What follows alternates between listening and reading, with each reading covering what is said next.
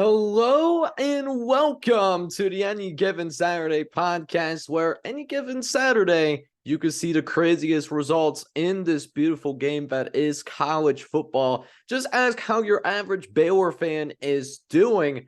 We got a great one here tonight as we are jumping into week number 2 of college football action. And because there's so much jam-packed action over the course of the weekend coming up, so much to talk about what happened last weekend, we're actually going to have 2 shows. So what should you expect from this first show tonight? Well, got a bunch of recaps planned for you guys. Going to talk about the obvious games like LSU and Florida State, Clemson and Duke, but also going to talk about a few other games that surprised me quite a bit as well from the previous college football weekend.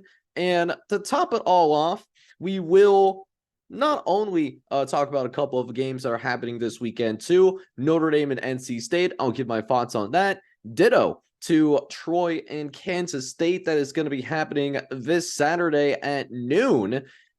We are going to reveal the updated Any Given Saturday power ratings going into week number 2. Notice that I said power ratings. I'll dive into that in a split second. But in the meantime, since I have your attention, since you obviously clicked on this video for a very important reason, I know you guys are watching the channel. I know that it's happening right now. Matter of fact, here's the watch time from subscribers on the screen right now. 97% of you guys that have watched this channel in some shape or form have not subscribed. So please, it only take a few minutes to do just that, and it would help me out tremendously if you would actually do that for me. I would truly appreciate that from the very bottom of my heart. But yeah, guys, it's been an exciting week. I was really happy about how things turned out and how things went down over college football weekend. It was a lot of fun to watch. We had 5 consecutive days of college football, by the way. You absolutely do love to see that. And because of that, we have some previews or some games I want to talk about. But before we jump into that, I mentioned it before in the intro, we are going to dive in and we're going to talk a little bit about what's happening with this Any Given Saturday Top 25 going into week number 2. Now, a few disclaimers that I want to give out before I show you the most recent iteration of the Any Given Saturday Top 25. So, a few disclaimers that I have. So, first and foremost, these are not rankings. This is not how I would rank the teams. These are power ratings. Now, you're going to ask me, I know what you might be asking down in the comment section. What does that even mean? So, power ratings that's how I determine who would be favored over whom on a neutral site field if they played right now, if they played today. And I expect there's still going to be plenty of volatility as there's very few teams that have played more than one game this season, unless you are fortunate enough to play in week number 0 and in week number 1 as well. San Jose State is a team that comes to mind right away, at least for me. We also have some teams that, while they did play last weekend, they played FCS squads, and FCS matchups are not accounted for in the model. Unless you lose to an FCS team, I don't account for what happens in those FCS games, right? So I kind of leave that by the wayside. So there's still a decent number of teams out there that are still at their preseason baseline in the power ratings. And one last thing that I did want to note, there is a difference between 12th and 13th. We're starting to see a little bit more significant of a gap there. So I'll dive into that later. We also do have 3 new teams in the top 25 that were not ranked back in week number 1. So I won't waste any more time. I'll dive right into it. You guys can read so that I'm not going to read off every single name that you see here. North Carolina in at number 21. They were not ranked in my power rating system last week, but they proved me wrong with a convincing win over South Carolina. Their pass rush was surprisingly nasty as well, getting the Spencer Rattler 9 separate times in the game. That is just absolutely filthy.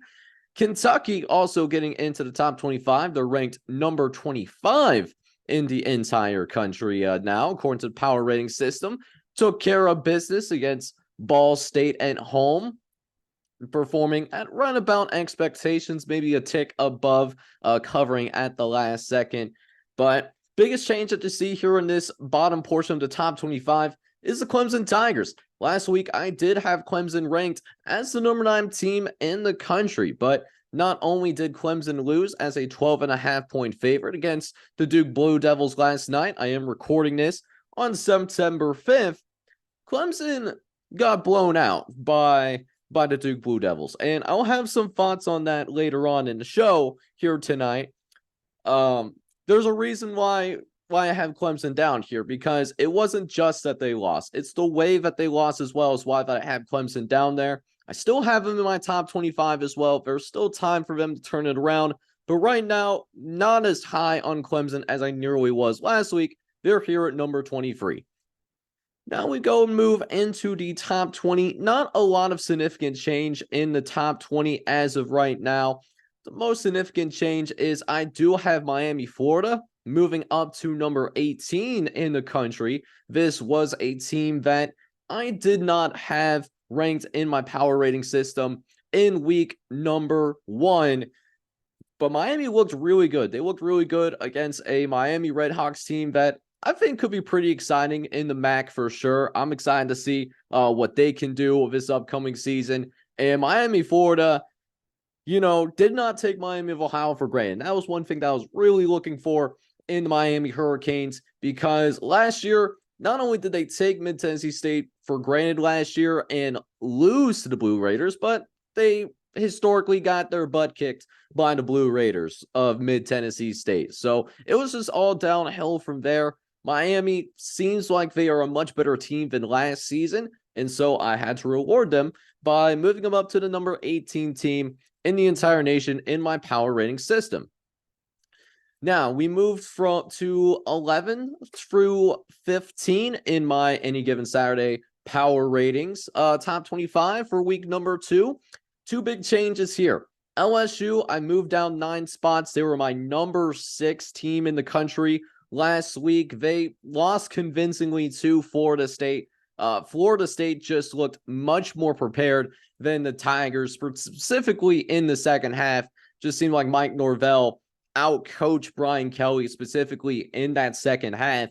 And because of that, LSU, they moved down quite a bit for me. They're now my 15th ranked team in the entire country. Still a team that has some expectations to compete for the SEC, but now a much more difficult road to make the college football playoff because they now have that early season blemish against the Florida State Seminoles. So tough road for LSU to try to climb back up, but they'll give it the old college try anyways, right? As I get a text off screen, not of the importance, but had to make sure it was the life or anything like that.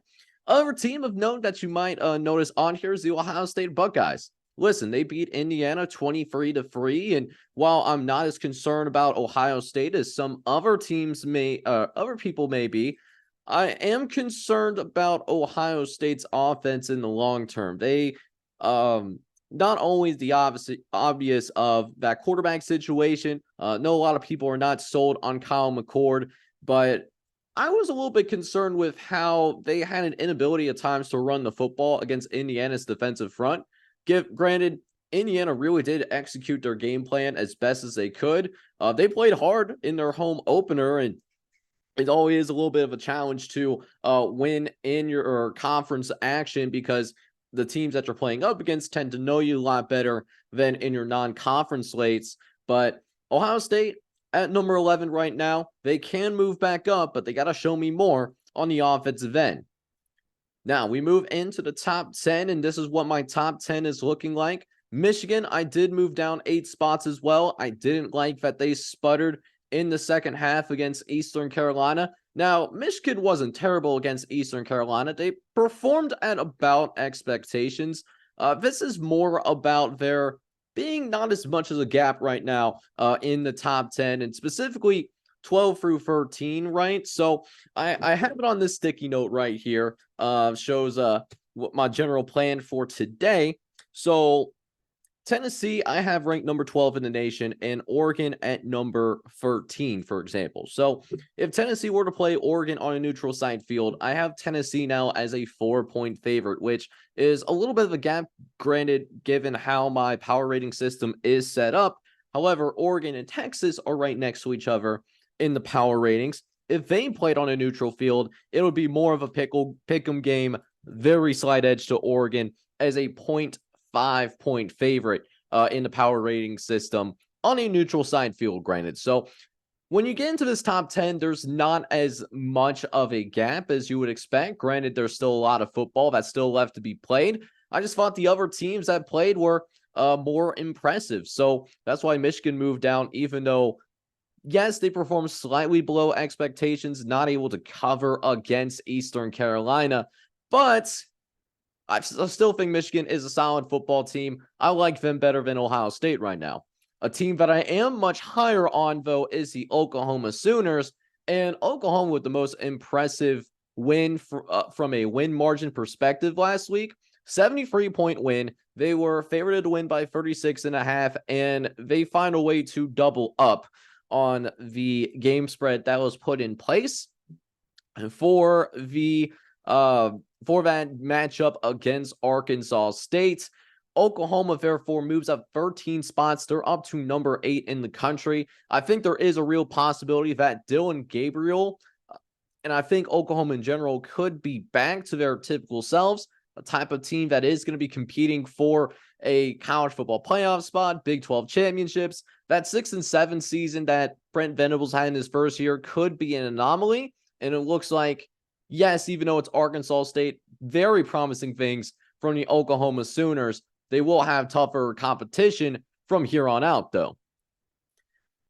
And finally, we jump into this top 10.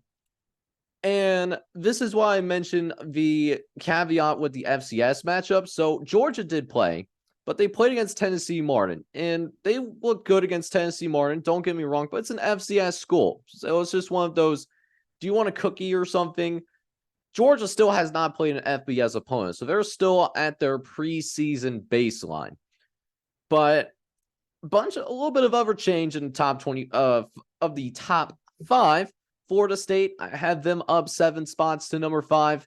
Looked really good against LSU. Neutral site game, leaning towards Florida State, but it was technically a neutral site game. Last year, it was in New Orleans. To be fair, this year it was in Orlando. I thought Florida State looked really good. Jordan Travis seems like he was definitely the real deal as well. So you love to see that. I think this team is pretty good. They play fast. They play aggressive. So I moved Florida State into the top 5 because of that. USC, their defense was improved from last week, and they still have one of the best offenses in the country. So I moved them up 6 spots to number 3. They played against Nevada, and they absolutely crushed Nevada. Washington, so there's a reason why I have Washington ranked number 1 right now. And here's the thing about Washington, okay? Do I expect Washington to be here at the end of the season at that number 1 spot in my power rating system? No, I do not expect that to happen. But Washington, they took on Boise State, and the Boise State Broncos, that is a better team than what people give them credit for. That is a team that is favored to win the Mountain West. I think it's a top 5, top 10 type of team in terms of group of 5 squads that are playing this upcoming season. And this had a little bit of trap game in this one, as yes, Washington was at home, but Boise State is more than capable of pulling off these types of upsets, right? But Michael Penix Jr., he just picked up right where he left off from last year. Ends up being a 56-19 win. Extremely impressive win by Washington. So for today, I have Washington number 1 in my power rating system. I don't expect that to last forever. I expect another team to be here at number 1. But I just wanted to point out that this was an incredible win by the Washington Huskies, and they deserve all the credit in the world for that. So I'm sure that's not going to create any angry comments or anything like that, but it is what it is, though. But that is my power rating system, and you could argue with my power rating system all you want, but my power rating system, the model, went above 500 against the spread in the 45 games that happened this past weekend, 35-10 straight up in terms of games that were selected of the 45 games that were played. It was 35-10 straight up. So the model is I think is going to get better as we have more information about various teams. So in the model we trust over here for the Any Given Saturday power rating model. A lot of work went behind the scenes. But now we get to talk about some of the more fun stuff that happened over the course of this weekend. Lots of college football that happened this past weekend. And man, I have a hard time thinking about where I even want to go ahead and start, but I think it makes the most sense since we are recording this on a Tuesday. I think it would make a lot of sense if we start with a game that's really in the freshest in my mind, since I did just watch this game last night.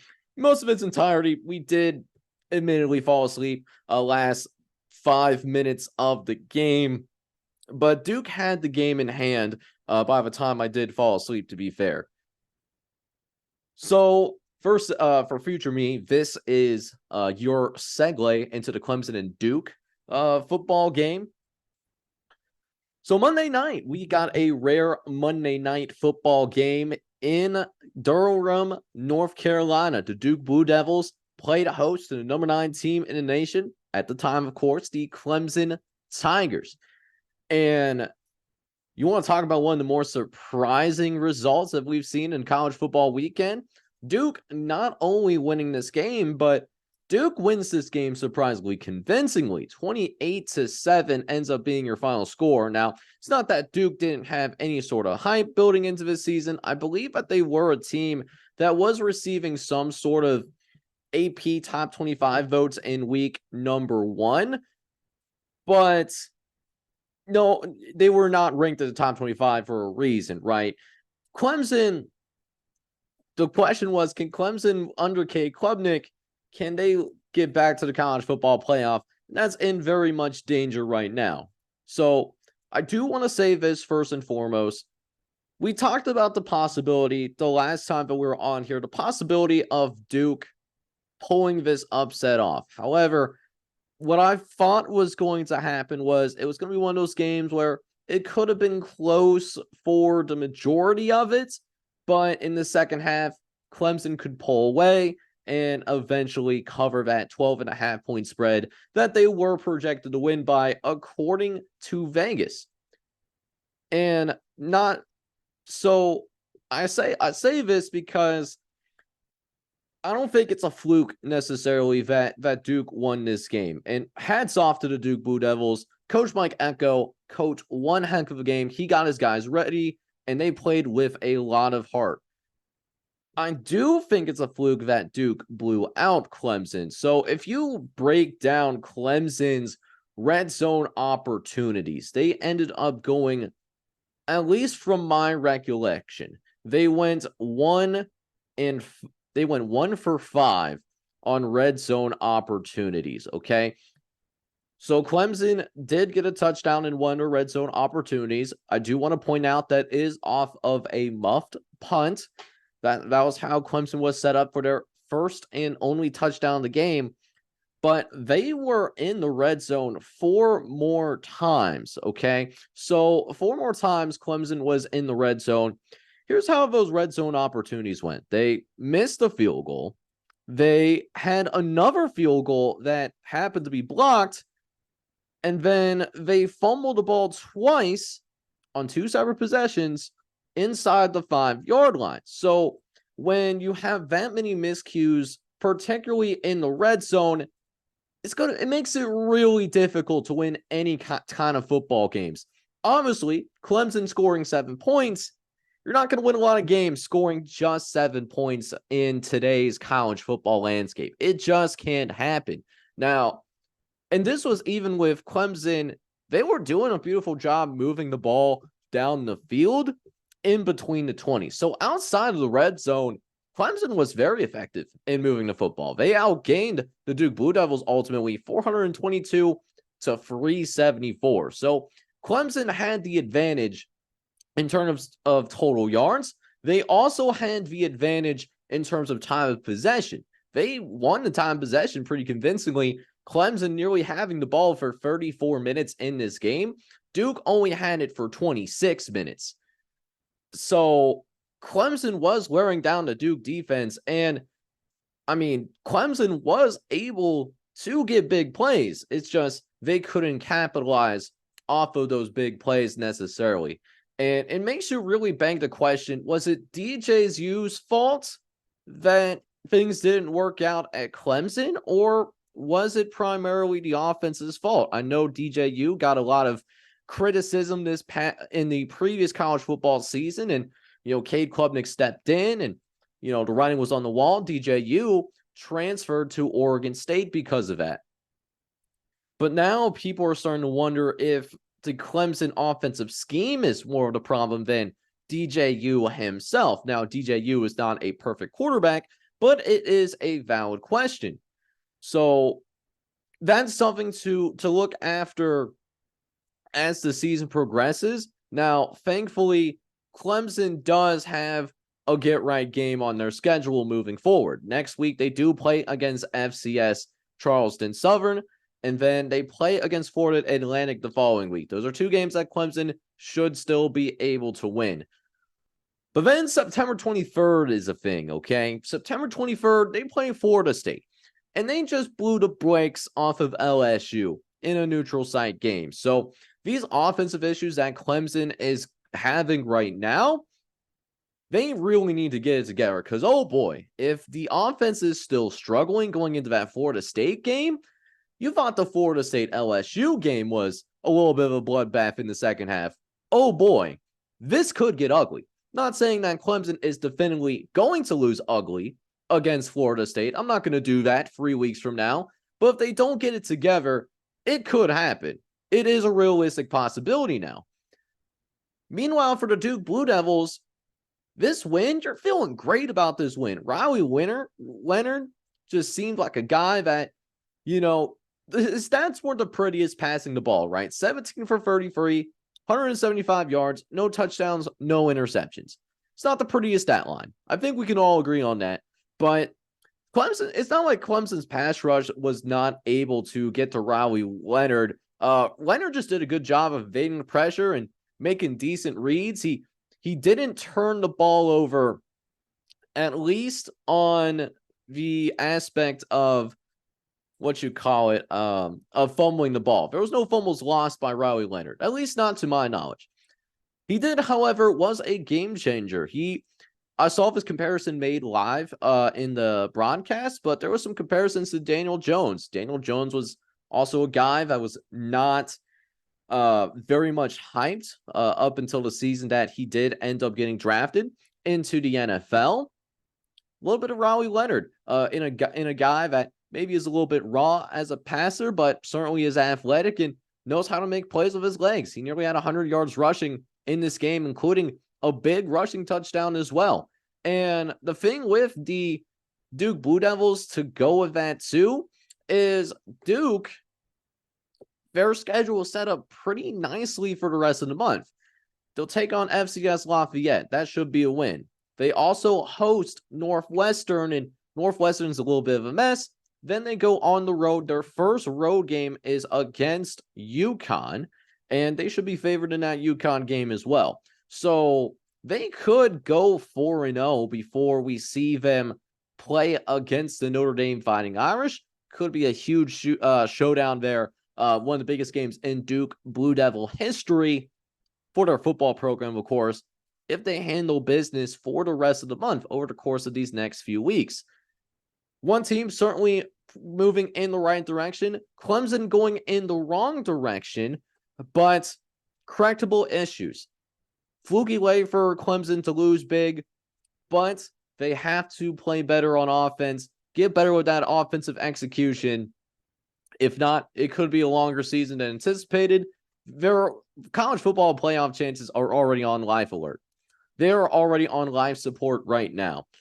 But at this point, you can't worry about that. You just got to think of the next game in front of you and try to go 1-0 in that next game. We'll see if Clemson can rebound, and this could be just a wake-up call for the Clemson Tigers, or if it's a downward spiral moment that sees them perform well below expectations. Speaking of being below expectations, though, you want to talk about the biggest upset that we had in college football this past weekend. I know there was a lot of talk about Colorado taking on TCU, beating TCU, despite the fact that they were a 20.5-point underdog. It was a great win by Colorado.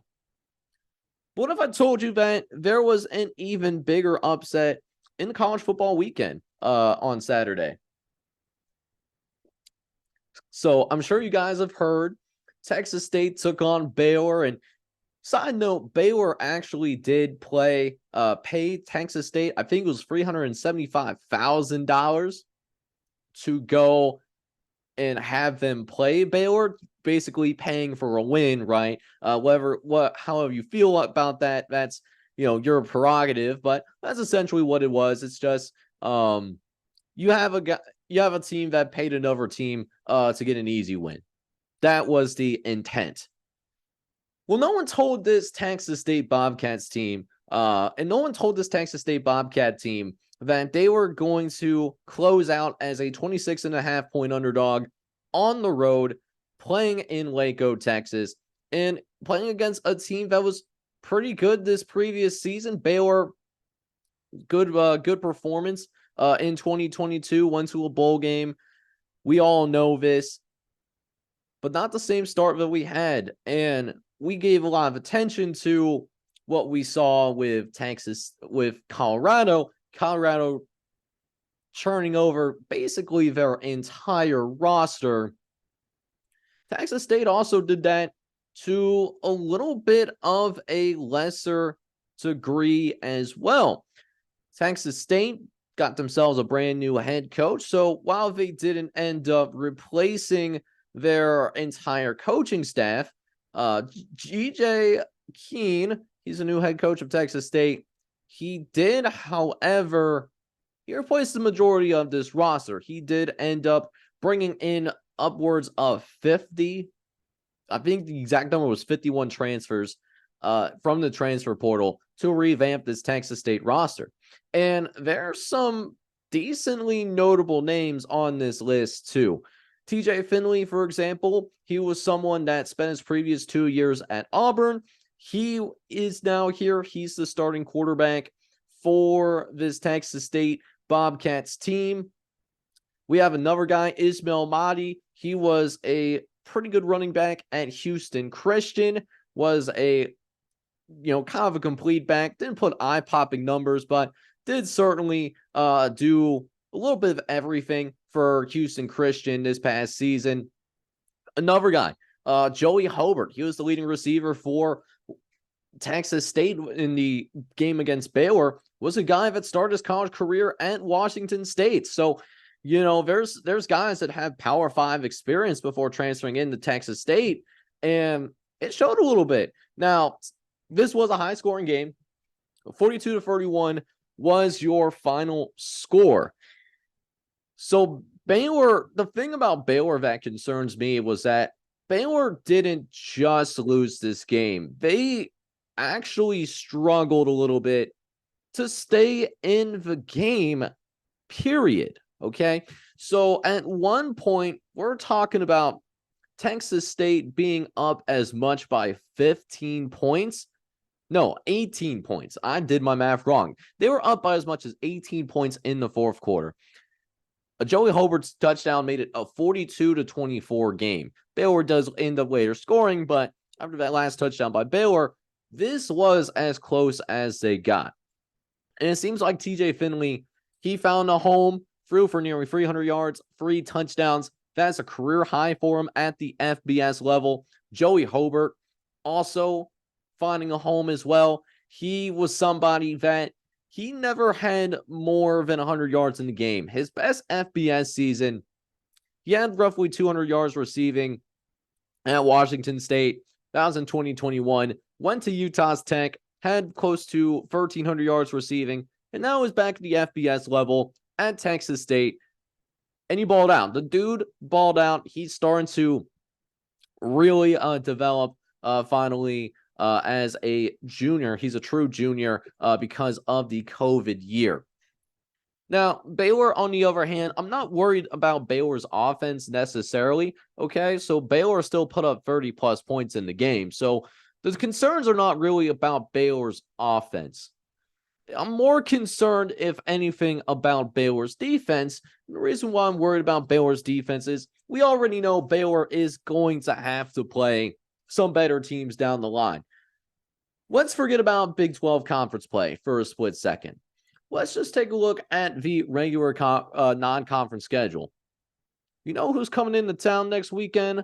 The Utah Utes. And they just took down Utah. They won convincingly against Florida, 24-11, and they did it without their starting quarterback. So, a little bit of a wounded animal situation for Baylor. We'll see if they play with that desperation to put up a worthy fight against the Utah Utes. But some defensive concerns for sure against Baylor. If you're giving up 40 to a Texas State team that has all of these new pieces and maybe shouldn't have the most continuity necessarily in the very first game of the season. Hats off to Texas State. They absolutely deserve this victory. You put up that kind of offensive performance, and there was a lot of offense in this game. I mean, diving into the total numbers, Baylor had over 500 yards of total offense. Texas State, they had nearly 400 yards of total offense. So Baylor outgained Texas State. But Texas State definitely executed better on the offensive end. Shout out to G.J. Keen in his coaching debut with the Texas State Bobcats, getting his first win in the Keen era. So shout out to Texas State for that.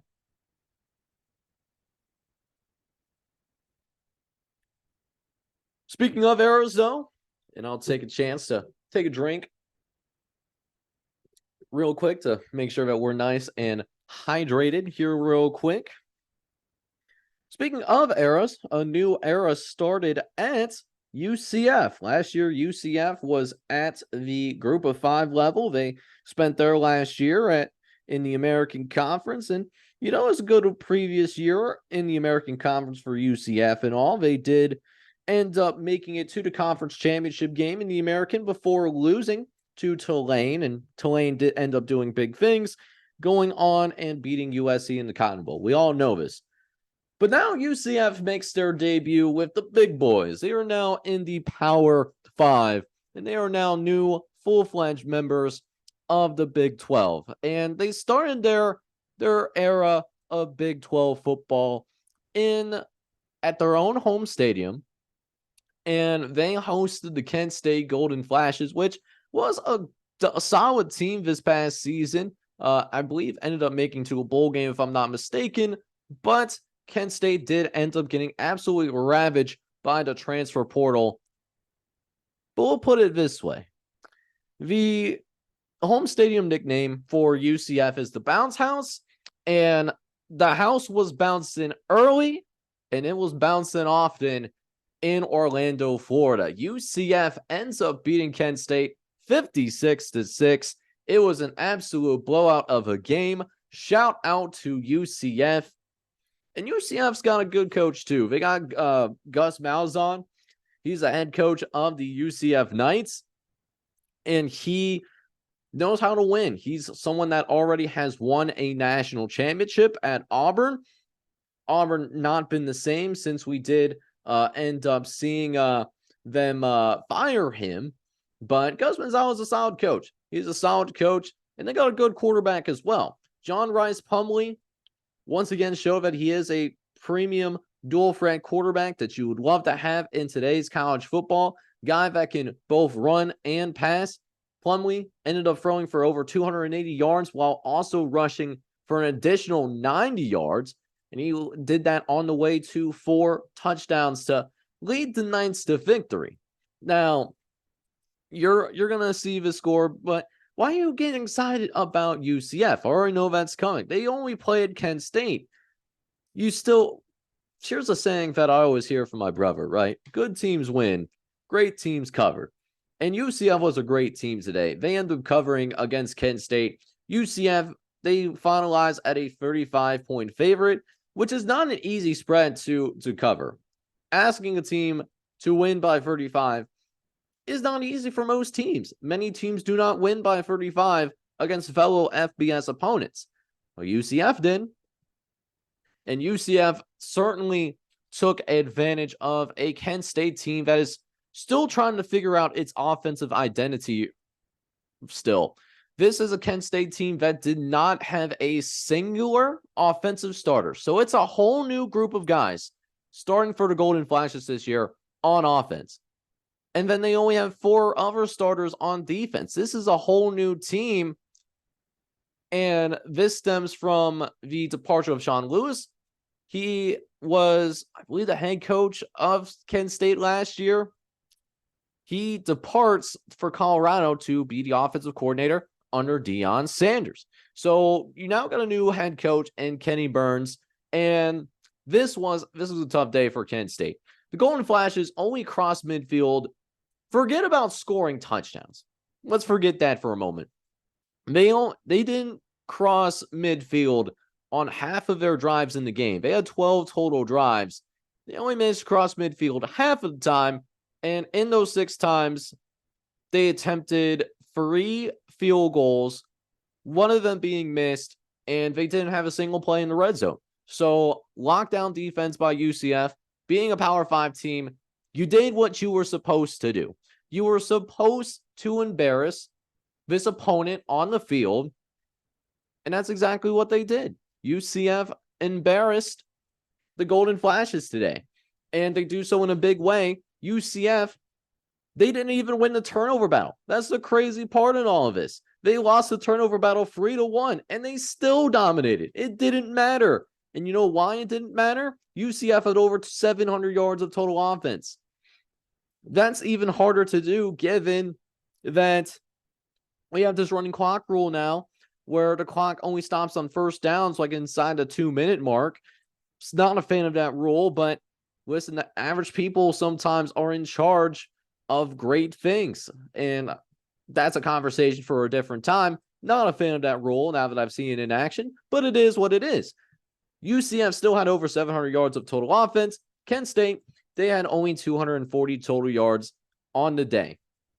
And there could be some growing pains at Kent State this year. In that power rating system that I showed you guys earlier in this podcast and earlier in the show, I didn't show, so I power rated all 133 teams in the FBS. And if my memory serves me correctly, I don't have the model up on me right now, but I'm pretty sure I have Kent State as the new worst team in the country, since UMass seems to actually have a pulse. And it's not going to get any easier for Kent State moving forward. They're going to go on the road once again next weekend. They're going to take on Arkansas. That's not going to be an easy thing for Kent State to deal with. Now, Kent State is used to this. They had a really difficult non-conference schedule last year. It was extremely difficult. Probably the most difficult non-conference slates that any college football team could put together at the higher end of Division I football. But they'll take on Arkansas on the road next weekend. Arkansas, a team that is borderline top 25 team for me in terms of my power rating system. So it's not going to get any easier for Kent State. Hopefully they can get some things together. And then you're looking at UCF. Who the UCF has going forward? They'll have another intriguing game. They'll go on the road. They'll take on Boise State. Boise State, my favorite still to win the Mountain West. And they got to go to Boise to get this done too. I'm really intrigued by how this game is going to go. But UCF carrying a lot of momentum going into that week. Hopefully we'll see if they can get it done. They will wrap up their non-conference slate against Villanova, an FCS school, and then they will get into their first ever Big 12 slate. So UCF, an interesting team to watch. We'll see how they do against Boise State. Other than that, great win for UCF, as for me, this was the most impressive result. that I saw for Thursday night football, at least on the college end.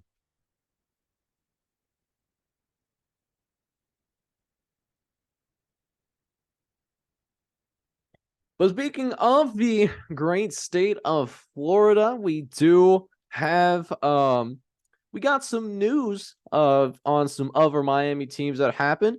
UCF, of course, not the only team that happened to be playing right before we get into the main slate of games that were happening on Saturday.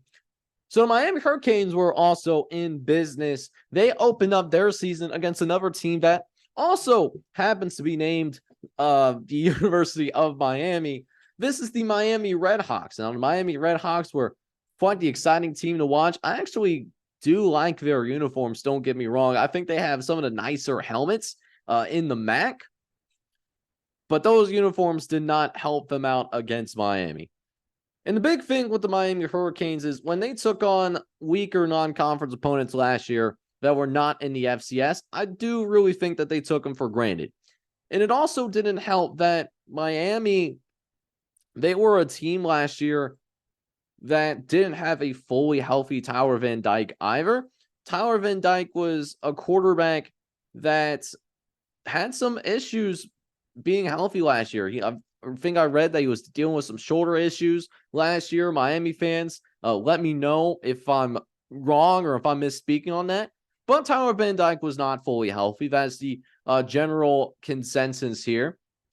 So they took on the Miami Redhawks. And Miami, they closed this game out. It was a 16.5 point favorite. In Miami, they actually showed up and played. Tyler Van Dyke in particular could have some indications early on that he's back to his normal self, possibly. This is a quarterback that went 17 of 22, so he didn't do much in this game, but he was, efficient with the football for the most part. 200 yards of passing, but did throw an interception.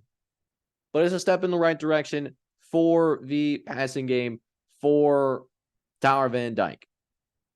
However, what was really good for Miami in this game was Miami's ability to run the football. Oh boy, did they run over the Redhawks of Miami. Southern Miami had 250 yards of running. They averaged 7 yards a carry. It's pretty good stuff. That is pretty good stuff. Easy way to wear down an opponent that way as well. So needless to say, they outgained the Northern Miami team 493 to just 215. Only 215 yards managed by the Miami Redhawks offense. Northern Miami, they are led by their quarterback, Blaine Gabbert. Gabbert, the younger brother of a guy that was actually still is the Brett Gabbert. He's the brother of backup quarterback Blaine Gabbert. Okay, so if that name sounds familiar to you, that's why.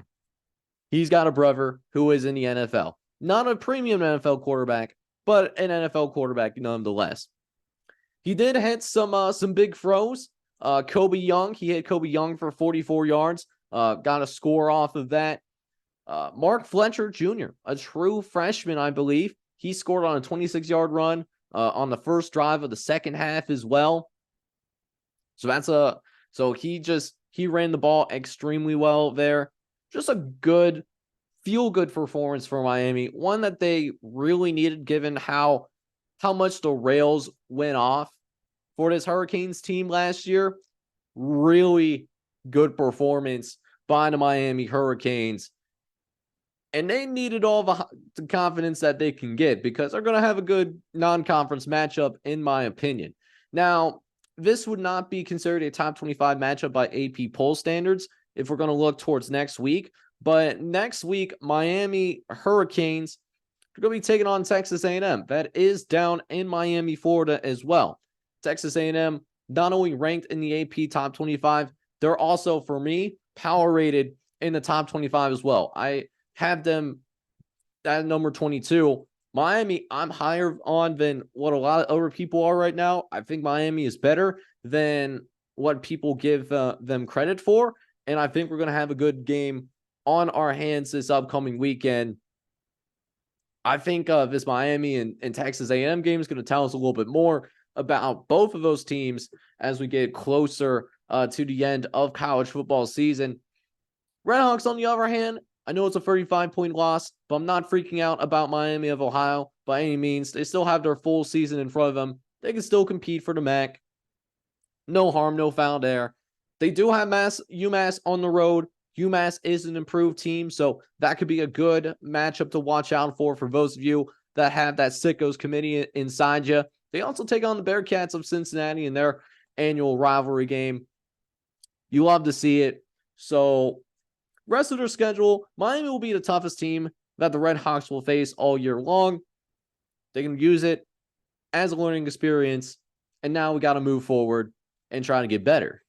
All right, so we took a little bit of a break for a quick moment to eat some dinner. Had some great shrimp scampi, by the way, from the wife. Shout out to the wife for that. So the line's a little bit different than maybe at the beginning of the pod. That's why, we took a break so that we can actually have some time to eat. But speaking of great things, shrimp scampi is great. But you know what else was great last weekend? LSU and Florida State. Best game that I think that we had. Or we said certainly up there with that Colorado TCU game. This was a top 10 matchup that had college football playoff implications. This could set the table possibly for both teams' seasons moving forward. And I think for as much hype that was built up in this game, I think it certainly lived up to the hype. This was a fantastic game to watch, start to finish. But there had to be a winner, and there had to be a loser. Florida State ended up coming out on top 45-24. This was a game where we did end up seeing haymakers being thrown against each other throughout the first half. But in the second half, Florida State just wanted more. And I think in this case, Mike Norvell just outcoached Brian Kelly in this game. He had his guys more prepared, in my opinion. I think that was the biggest difference, and the reason why I believe that, because LSU actually had the lead going into halftime. It was 17-10 in favor of LSU. LSU was in the lead. And then what proceeded to happen was in the second half, Florida State rattled off 31 unanswered points. LSU did get a late garbage time touchdown. Only valuable if you had the over. I happen to have the over in this game, so bless up for that. That helped hit a parlay. But this was a great game. I mean, Jayden Daniels and Jordan Travis, they both had excellent performances in this game. Daniels ended up throwing for 350 yards, had a touchdown and interception. Travis rose up to the occasion as well. 4 touchdown passes, 1 interception, but also threw for nearly 350 yards in this game. They both had excellent days through the air. And what was scary about both of these quarterbacks is both these guys had some pretty egregious drops in this game by both teams. So it was a relatively high-scoring game, 45-24, so almost 60 points scored ultimately in this ball game. It could have been a lot higher than that. It really could have been a lot higher, and it wasn't. That was not necessarily the case, but it is what it is. Great performances by both of these quarterbacks. Another difference, I thought Florida State, they just had better of a cast. The cast around these quarterbacks really stepped up, and they really helped out Jordan Travis. More than Jayden Daniels got help. And another thing, too, about this game was this game, not only, there's another reason why this game could have been more high scoring.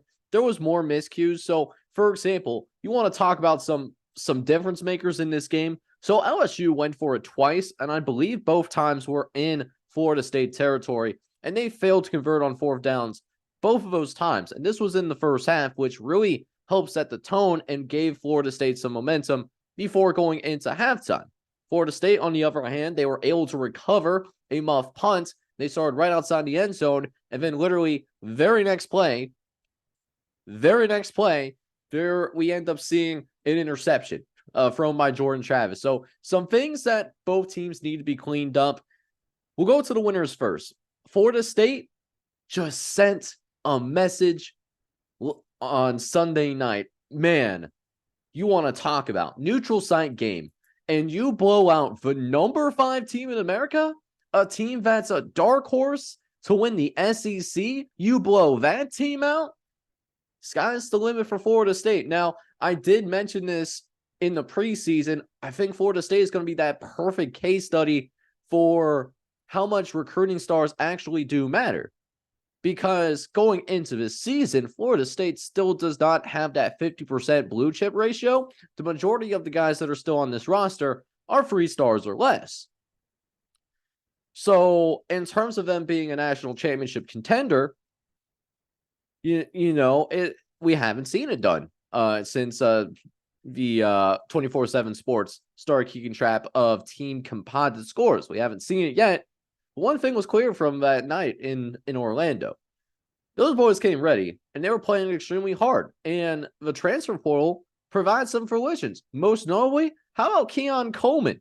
Huge day for Keon Coleman. The transfer out of Michigan State was originally committed to Kansas. Imagine that if he actually stayed at Kansas, right? Keon Coleman went for 9 catches, 122 yards, and 3 touchdowns in this game. He was a problem.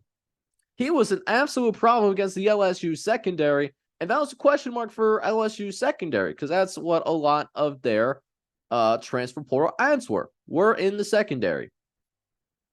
And it looks like that secondary wasn't ready for the big time. At least not yet anyways. Now, just because they didn't make it happen Sunday night doesn't mean that LSU secondary could never be good this year. Just because it hasn't happened doesn't mean that it can't happen. I want to make that very clear.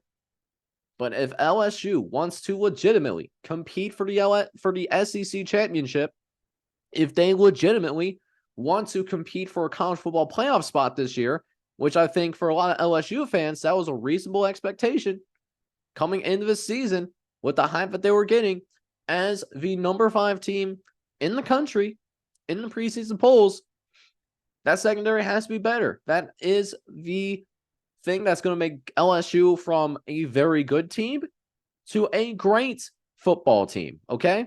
That is the ultimate difference. And unfortunately, it didn't come into fruition. Now, LSU, it wasn't all bad. I loved how LSU was able to move the ball down the field. They had their fair share of offensive yardage. They were right with Florida State in terms of total yards. Difference is, Florida State, they just executed a little bit better. They were a little bit more prepared. And when you outscore or get outscored 31-7 in a half, that comes down to coaching. Because in the second half, in the halftime locker room, that's when you're making your halftime adjustments. And then in the second half, as the game starts to set in that second half of the game, that's when you have those adjustments to what your opponent is trying to get you to do. And it looks like Brian Kelly just did not have his guys fully prepared for that second half. Maybe it's just one of those, they kind of presumed that this is the same Florida State team from even a couple of years ago. No, Florida State is a good squad. They're a very good football team. And if I'm a Florida State fan, I'm feeling really good. I'm feeling extraordinarily good about Florida State's college football playoff chances now that we have this week of action. That was probably going to be their toughest opponent that they'll play against all year. They'll play Clemson on the road. They're still technically ranked. We don't know what that Clemson team is. We don't know whether that game that they had against Duke, if that's a fluke, or if that leads to bigger cause of concerns for Clemson. Only time will tell. They will also have Duke. They'll have Duke October 21st.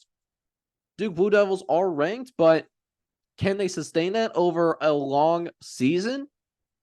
Who knows? A lot of valuable questions, a lot of answers to be had in the future, but a great win by Florida State. This was one of the most impressive wins that I saw over the past weekend, and that's why I have Florida State power rated as a top 5 team in the country, and I'm sure that's why the AP also has them in the top 5 in their most recent AP poll as well. Great win by Florida State. LSU, you still have a lot to play for. This loss sucks. You have a right to call out Brian Kelly. You absolutely do. But you still have a lot to play for in this season. All of your goals that you have are still in front of you. So learn from tonight and LSU can still have a very strong football season, still get to Atlanta, and still possibly get to the college football playoff. But running the table in the SEC, we all know it's not going to be easy.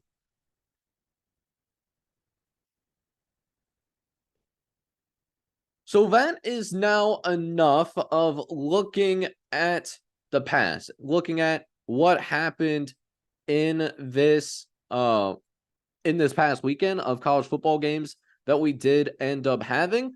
And now we look towards the future. Now, there are two top 25 matchups that are on the docket for this week. Ole Miss, Tulane, Texas, and Alabama. We all know the big ones.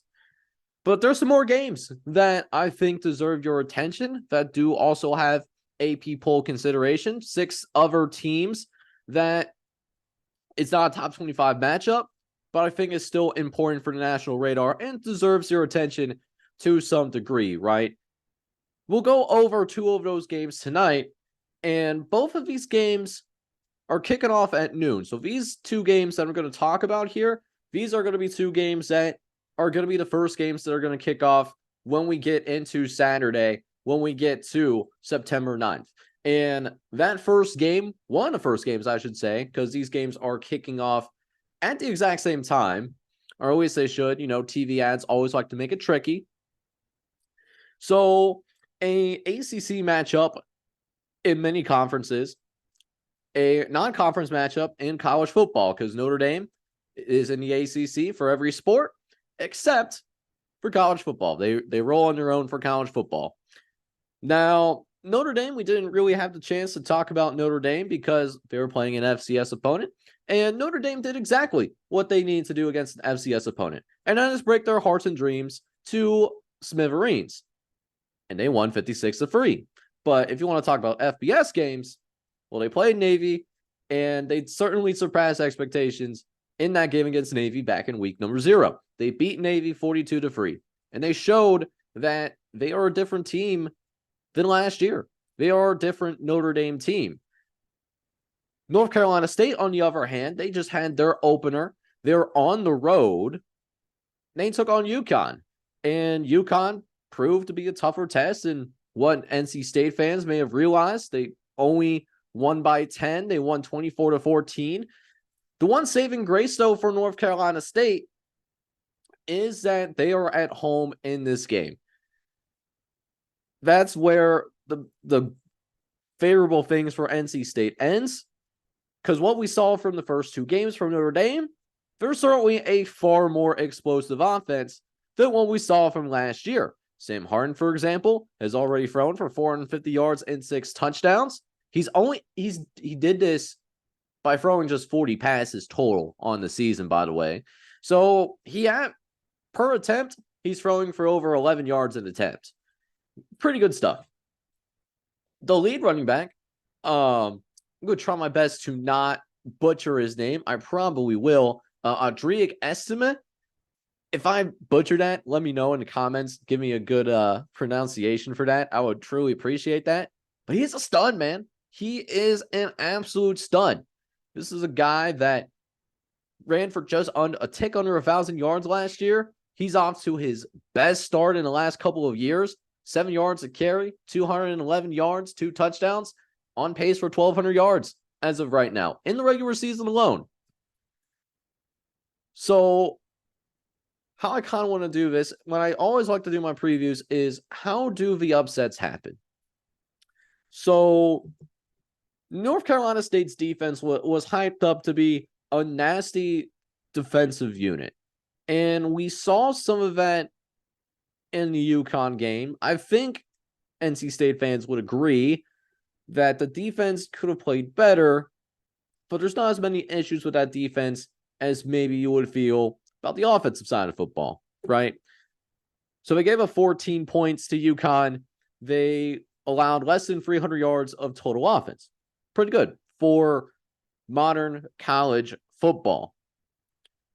But that defense is going to be tested. Notre Dame's offense has been humming along at an extraordinarily high level thus far this year, averaging 500 yards of total offense a game, averaging, around 50 points a game, give or take, probably about 49 points a game so far. But this offense is humming along. It's a different Notre Dame team, plain and simple. So this defense is going to have to play an extraordinarily high level in order to have a chance to win this game. That's the first key. Defense has to show up. If you can limit Notre Dame to under 30 points in this game, I think you could have a shot to win this game. You got a shot. But it's not going to be easy. It's not going to be easy to make happen because the other key in this is specifically on the quarterback. Brennan Armstrong, he was fine against UConn. You'd like to see him post a better stat line, 17 for 26, 155 yards, no touchdowns, no interceptions. Didn't turn the ball over. But if North Carolina State's going to win this game, they need 2021 Brennan Armstrong. The Brandon Armstrong that threw for 31 touchdown passes, almost 4,500 yards, actually made the Virginia Cavaliers relevant. I think they made it to like the ACC title game that year. If they get the guy that we saw at UConn or the guy that played at Virginia last year, North Carolina is not going to have much of a shot. The Wolfpack, I think, are going to have to score in the 30s to win this game if we're being realistic. Just because we haven't seen Notre Dame struggle yet. Now, granted, for Notre Dame, this is going to be the toughest team that they played against this year. No disrespect to Navy, no disrespect to Tennessee State. Neither of them are the same caliber team that North Carolina State is going to be. So that could consider. We'll take a look at what the Vegas line is currently, and this is as of Tuesday night. This is at around 7:12 on September 5th. So right now, as it sits at the moment, Notre Dame is sitting as a 7.5 point favorite. As of right now, we'll check the Any Given Saturday power model, and the power model has Notre Dame favored a tick higher, 11.5 points. It's relatively close. The model and Vegas relatively agree with each other. I do think that this is going to be a higher scoring game than what people expect, because I do think that Notre Dame's offense is going to continue to roll. I feel that, we talked about in week number 0, this is one of the best offensive lines in the entire country. This is a legitimate offensive line that Notre Dame does have. So another key for North Carolina State, therefore, if they want to win this game, they got to get to the quarterback. They did okay in that regard. They got 2 sacks. They got 4 TFLs. It was all right from a pass rush perspective, but that's the UConn offensive line. It's not nearly the same level caliber player. Notre Dame has an NFL caliber offensive lineman, okay? How are they going to get pass rush on Sam Hartman? Because as we've seen in the week 0 game in Dublin Ironman, as we've seen in that game in Tennessee State, if he has time, he will cook. He's not the modern college quarterback that's going to run the read option and flirt with triple-digit running yards in a game. Sam Hartman's not that guy. He's a traditional pocket passer, and he's very effective in being that for Notre Dame. He already has over 13,000 passing yards in his college career. He'll probably be at least 15K, bare minimum, by the time this season is going to be over. So North Carolina State is going to have to get to Sam Hartman, get him off his spot, make him make throws on the run, because he hasn't been as accurate, still good, but hasn't been as effective against the run, right, throwing on the run. Likewise, they're going to also have to figure out how to get more of a passing game. And that goes back to Brennan Armstrong. I'm not talking about getting like dink and dunk plays. I'm talking about explosive plays because Notre Dame can get down that field now. I don't think this is going to be the type of game where you're going to be able to run that shoe clock like an NCAA 14. I don't think that's going to happen. For me, I think this could be a possible trap game for Notre Dame if you're asking me for a prediction right now, because Notre Dame does have bigger games coming up. Not necessarily next week with Central Michigan, but Ohio State they're still ranked number 5 in the country. Okay, they're going to be hosting Ohio State in a couple weeks. So it's very important for Marcus Freeman to have his team keep his eyes on the prize and keep his team in the moment. So it's possible that North Carolina State covers. I think they try to make this game a little bit uglier than what Notre Dame may be comfortable with. But I do think Notre Dame ultimately wins this game, gets to 3-0, and then they get one step closer to hosting Ohio State as an undefeated team in 2 weeks. But again, Brennan Armstrong is that X factor. If he can rise to the occasion, be 2021 Brennan Armstrong, this could be a massive upset for the Wolfpack, and they can earn themselves into the top 25 with a big-time win.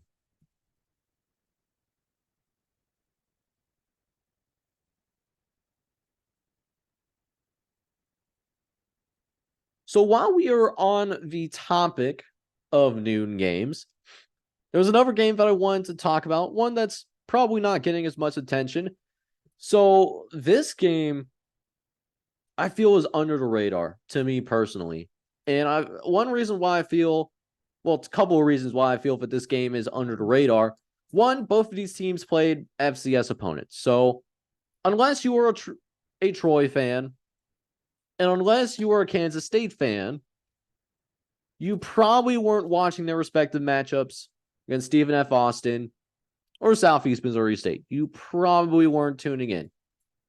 Number two, this game, people forget about this. This game is between defending conference champions. Troy is coming off winning the Sun Belt last season. They were a 10-win team. They made it to the top 25 at the end of the season. And they did this by beating UTSA, another really good Group of 5 team, at the end of last season as well. Kansas State, number 15 in the country, though.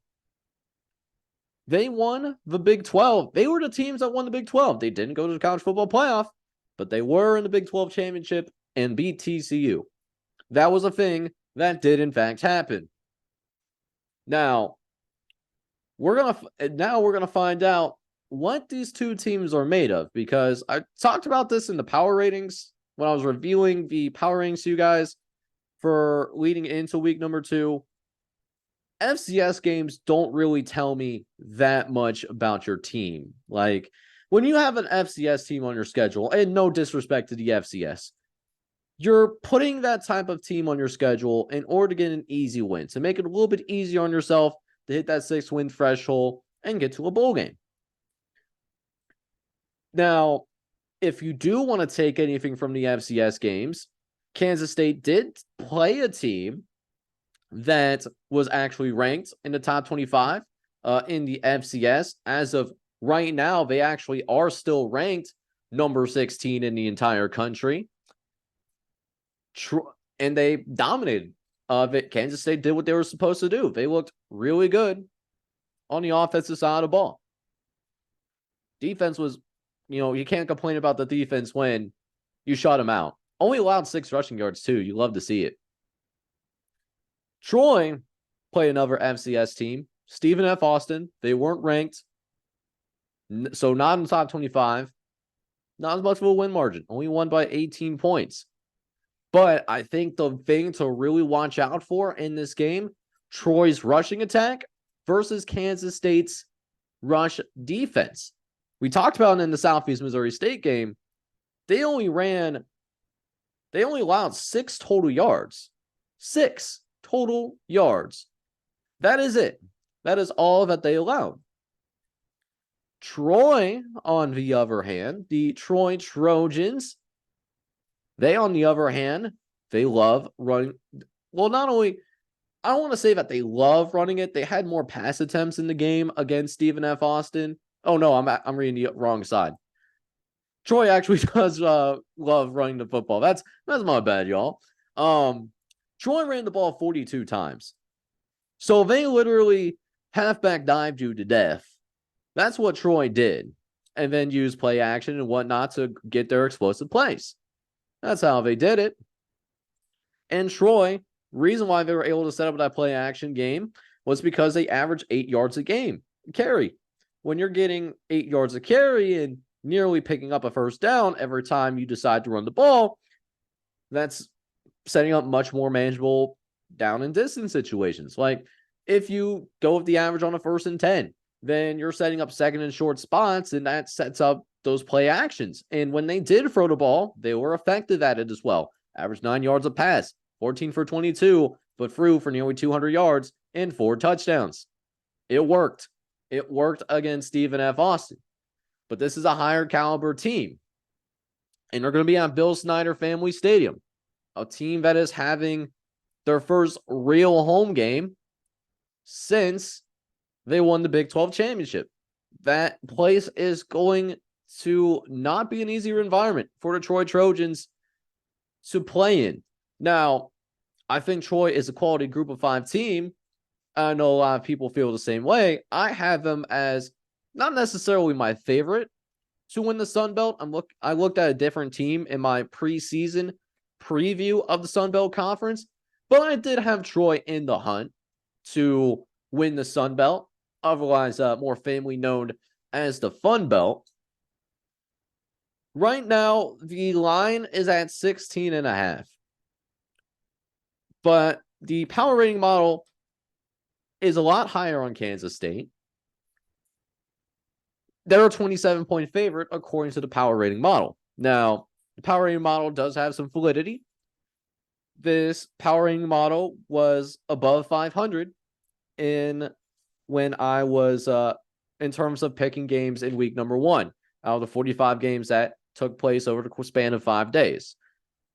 But I'm more inclined to go closer to the Vegas number to give that respect to Troy. I do think Troy is a quality football team.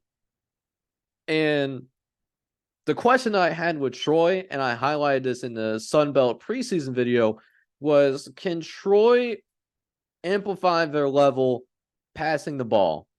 And it looks like early signs say that they are capable of doing that. I mean, Watson only threw the ball. This is the quarterback, Gunnar Watson. Heck of a name, by the way. You love to see that name. Threw for 64% completion percentage, 4 touchdowns. This is all off of 22 completions. So Watson's going to have to make some plays in this game in order for Troy to go pull this upset. But I also think for Troy to win this game, they need that biggest key to go in their direction. They need to be able to run on Kansas State's defense. Can they do that? We'll see. I think Kansas State wins this game, but I also believe, and I'm going to go against the model on this, I also believe that Troy would covers, because this is a big game for Troy. This is actually a big game for both teams, because this could set the stage for New Year's Six implications, because that's what Troy is playing for. They already won the Sun Belt, but if they want to be taken serious as a team that wants to be considered for a G5 invitation to the New Year's Six Bowls, the last year that current format would exist, then Troy's got to find a way to win this game on the road. Kansas State, we know how much quality that there is in the Big 12 conference, and that's even with maybe a little bit of a lackluster performance overall by some of the mid-tier members of the Big 12. But their conference schedule is not going to be that easy to walk through.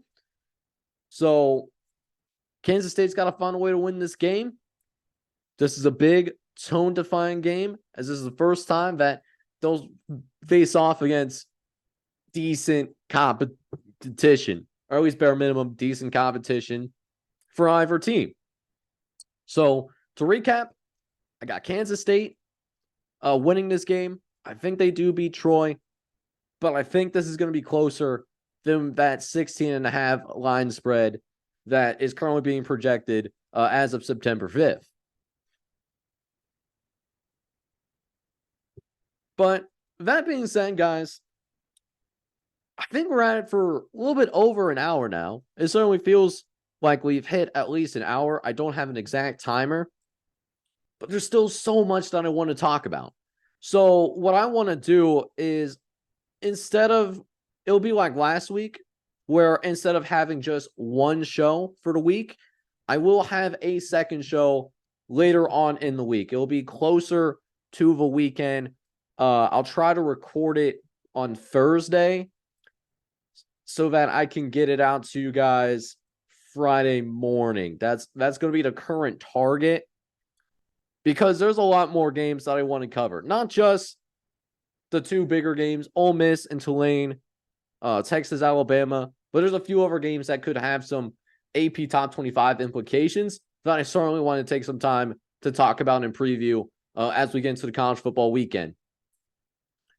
But for now, I think what I am going to do, I'm going to go ahead and sign off for right now. I'm going to go ahead, rest the voice, get myself a little bit more comfortable, get ready, and hope and pray that Saturday comes quickly, because I'm always excited for college football on Saturdays. It is, for me, this is my favorite time of year. And if you made it all the way through the end of the show, I know it's, for many of you, it's your favorite time of the year as well. So for those of you that did make it all the way through this podcast, first and foremost, I do truly appreciate you from the very bottom of my heart. And you can show some appreciation back in my direction by doing two things for me. One, hit that like button for me. That's going to get this video out to more college football fans like yourself, as we are trying to grow this fledgling podcast community. The other thing that you can do, and I referenced this at the very beginning of the pod, 97% of you guys that have watched this podcast are not subscribed to the channel yet. I need you guys to help me change that. And the way that you can help me change that is hitting that subscribe button for me. I would truly appreciate that. You could be a day one here on the Any Given Saturday podcast for college football, made for college football. And last but not least, I know I said two things. We don't count here. Leave a comment for me, some feedback, or if there's a particular game in the future that might be later down the road that you want me to preview, or even like a particular opinion that you want to ask from me, a question that you want me to give my opinion on, leave that for me in the comments section. I read all the comments, so, I'll see it if you have a question for me. But all things considered, this has been a great pod. I've really enjoyed it. I hope you enjoyed as well. But until we get closer to the weekend, I'm going to sign off for now. I'm your host, Jake, and I'm signing off from the place where any given Saturday means anything can happen on any given Saturday. Thank you and good night. I'll see you guys closer to the weekend. Take care, everybody.